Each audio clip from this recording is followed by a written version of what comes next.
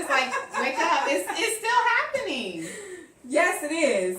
And go ahead. Well, we get annoyed. And we're like, oh, why isn't this or why isn't that? It's because of that intuition. It's because of the intuition, and, you know, it goes back to Proverbs 18:22. All right. I'm going to hit y'all with the heat, okay? He who finds a wife finds a good thing.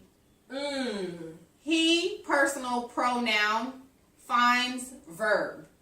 You don't say she who finds a husband. Or she who slides in the DM because he cute. Right.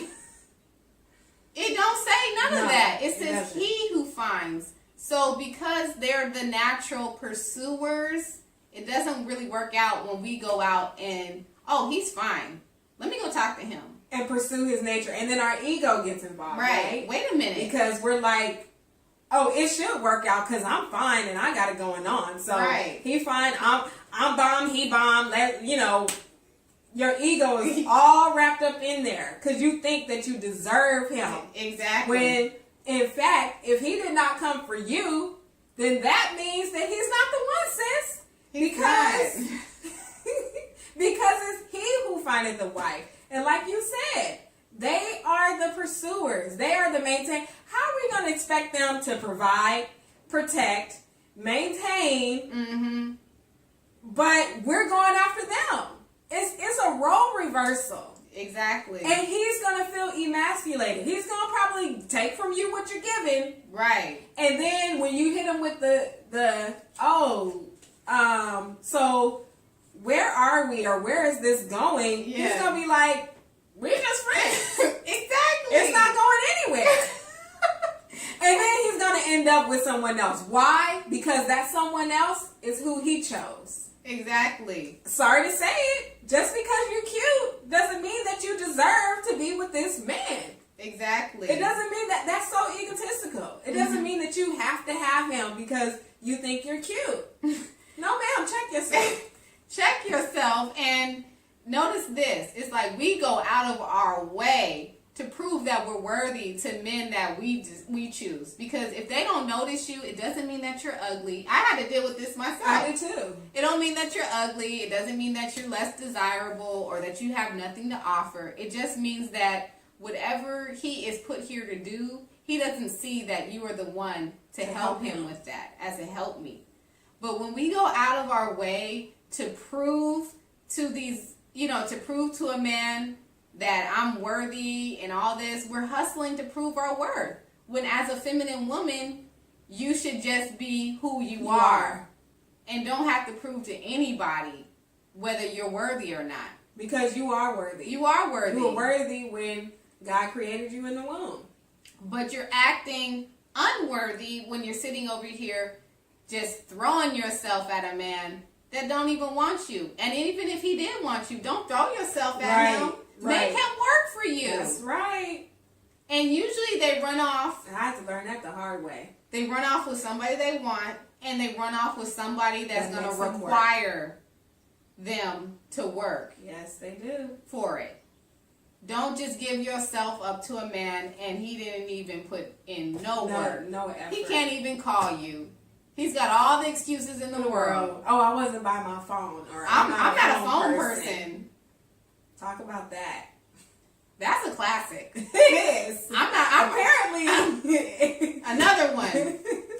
You know my memory is so bad. I got memory issues. Oh. We gonna leave some stuff alone. Keep your mouth closed. Keep your mouth closed. And that's following your intuition. Exactly.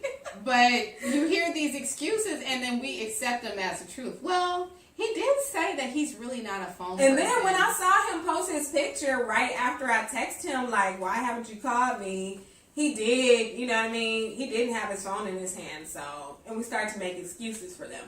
Because we're so desperate, we don't have faith enough in God that he's going to give us somebody who we are desiring of and who we are meant to be with. That reminds me of Ruth and Boaz. Not Boaz. Not Boaz.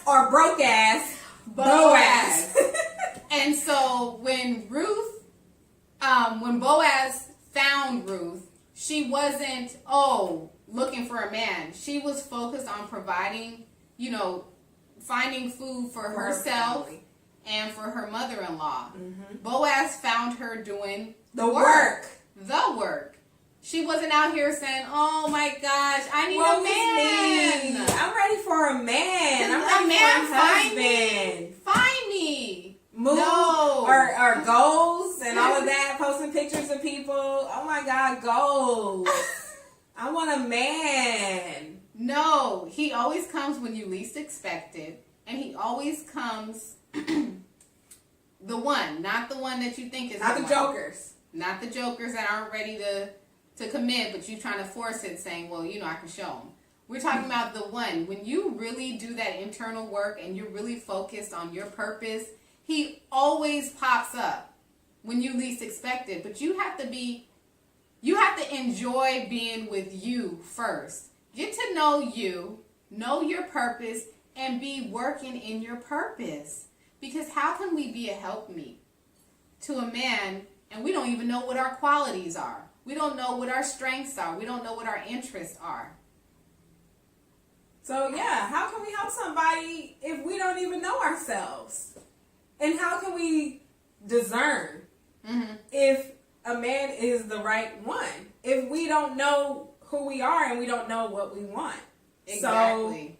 So you have to do a lot of inner work on yourself to see why you do certain things or why do you react this way and things like that in order to determine who you are, what you're made of, what you like, what you don't like. Exactly. And also to recognize the lessons that you should have learned from the past experiences. Right. And again, at the risk of sounding redundant, I'm going to say it one more time.